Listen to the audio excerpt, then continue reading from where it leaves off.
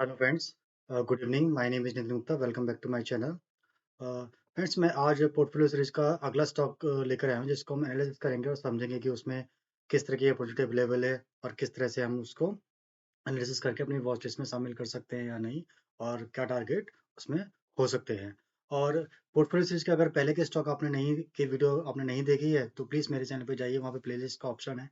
उस प्लेलिस्ट में सारे वीडियो वो अवेलेबल हैं जो मैंने पोर्टफोलियो सीरीज के डाले हैं अभी तक। आप प्लीज़ उनको वॉच कीजिए और अ सीखिए कि किस तरह से एनालिसिस कर सकते हैं। चलिए चलते हैं आज के स्टॉक पर।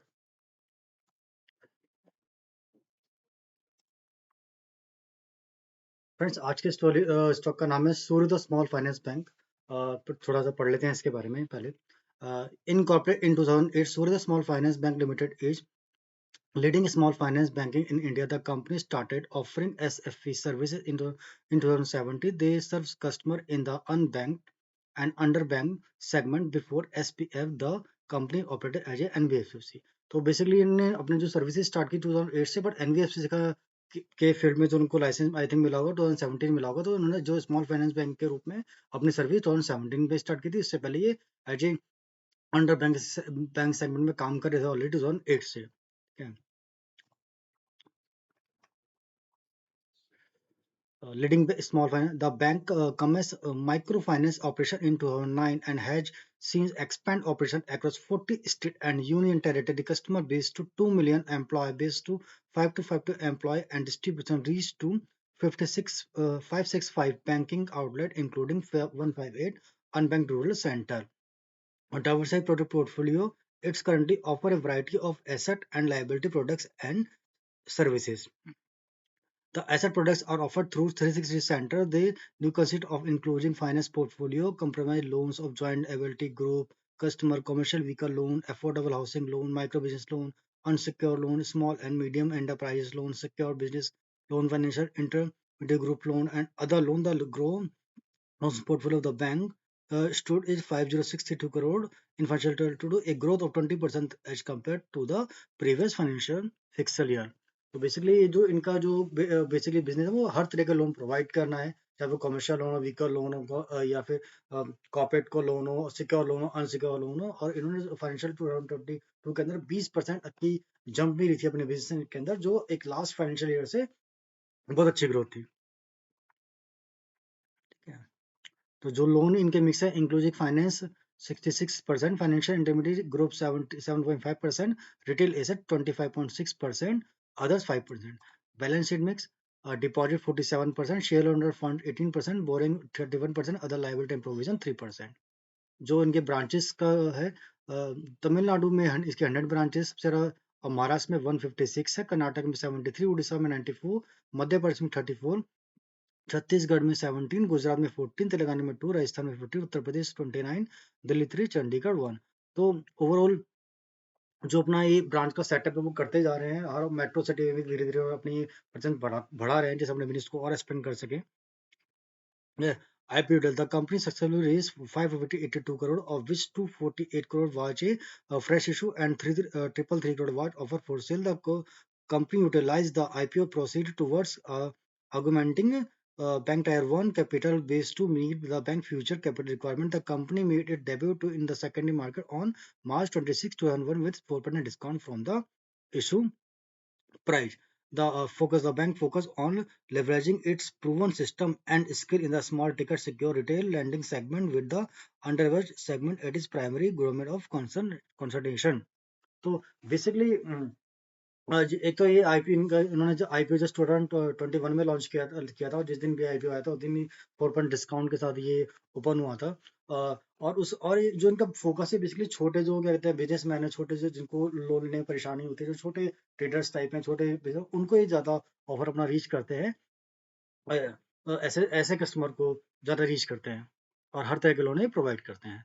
फंडामेंटल चेक कर लेते हैं। मार्केट कैपिटल इनके 1784 करोड़ की है, स्टॉक पी 9.20 का है, आरओसी 9.30, और लास्ट 12 मंथ का जो प्रॉफिट है 155 करोड़ रुपए, प्रमोटर होल्डिंग 22.4%, इंडस्ट्री पे 30.3, current price 168, book value 149, ROE 15.03, pledging percentage 22.4%, pledging percentage 22.4%। इसका मतलब ये है कि जो टोटल 100% इक्विटी उसका 22.4% 4% नहीं है, प्रमोटर के पास जो 22.4% है, इसका 22.4% ये क्या कहते हैं प्लेज किया हुआ, यानी प्रमोटर्स ने अपनी जो प्लेजिंग होती है प्रोफेशन वो प्लेज की हुई है।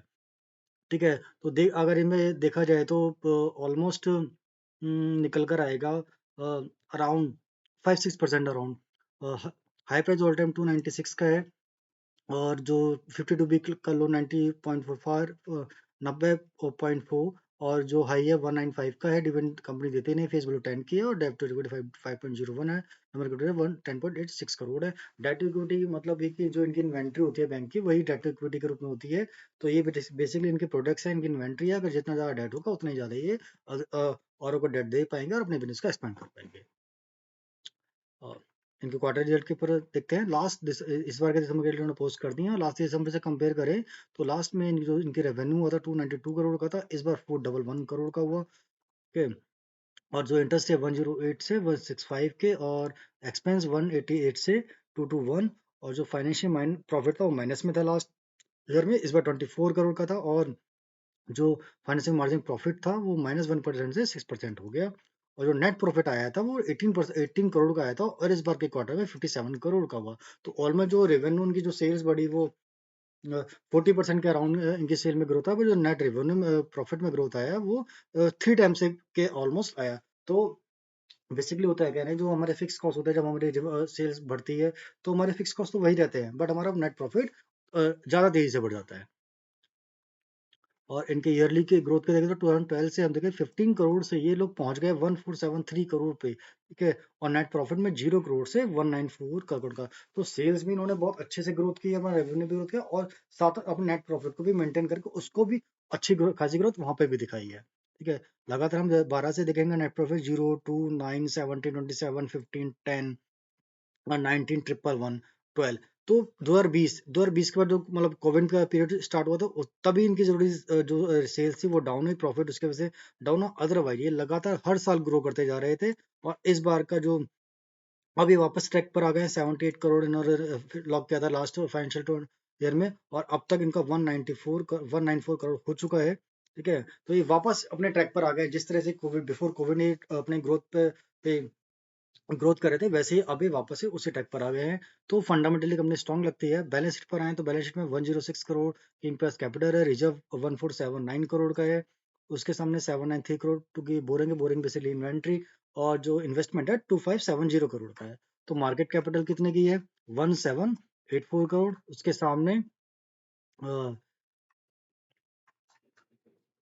उसके सामने जो हमारा कंपनी के ने जो इन्वेस्टमेंट किया हुआ है 2570 करोड़ का इन्वेस्टमेंट किया हुआ है, 147 का रिजर्व है, 106 की इक्विटी कैपिटल है। तो कहीं से मुझे कोई दिक्कत नजर नहीं आती है फाइनेंशियल फंडामेंटल देखते हुए।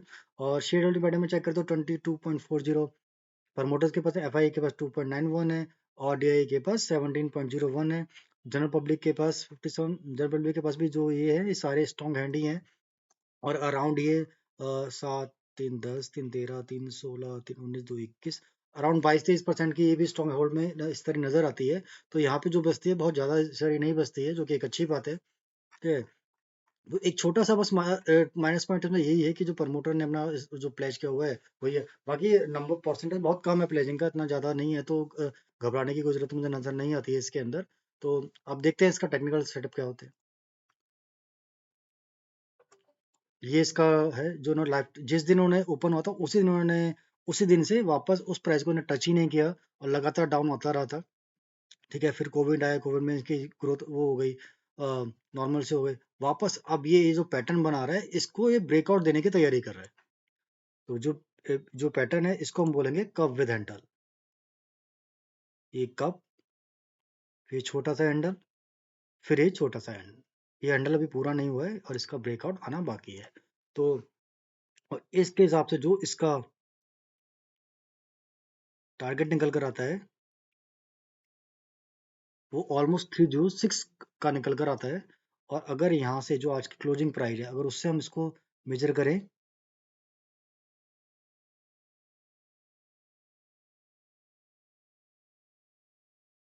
अराउंड 78% का है। अगर हम यहाँ से भी इसको मतलब अपनी वॉच लिस्ट में या अपने पोर्टफोलियो में शामिल करें तो मुझे नहीं लगता कि कोई दिक्कत होनी चाहिए, क्योंकि लगातार जो इनकी स्ट्रीट डेटा यही कहते हैं कि लगातार ये ग्रो कर रहे हैं, लगातार अपने बिजनेस पे फोकस बनाए हुए हैं, अपने सेगमेंट में आगे ग्रो करते जा रहे हैं, अपने ब्रांचेस नेटवर्क को एक्सपेंड करते जा रहे हैं, अपने जो लोन पोर्टफोलियो है उसको बढ़ाते जा रहे हैं। तो हम क्या कहते हैं इस यहाँ पर भी मतलब हम इसको अपने पोर्टफोलियो में ऐड कर सकते हैं। और अगर भाई ब्रेकआउट का भी कंफर्म का भी वेट करेंगे, उसके बाद भी हमारे पास जो अवेलेबिलिटी होगी वो उसकी 40% तक तो आराम से हो गया। अगर ब्रेकआउट होता है उसके बाद कंफर्म का वेट करें तब भी अगर जाता है तो 5-7% जाता है, तभी 50% के अराउंड हमें मिल जाना चाहिए। चलिए ठीक है।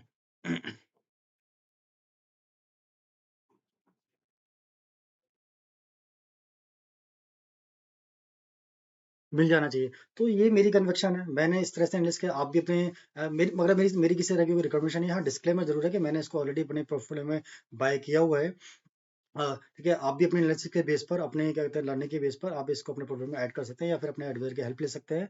ठीक है। और अगर किसी तरह कोई क्वेश्चन हो तो आप प्लीज कमेंट बॉक्स में अपने कमेंट डाल सकते हैं, मैं कोशिश करूंगा उनके आंसर आंसर देने की। आज के लिए इतना ही। धन्यवाद।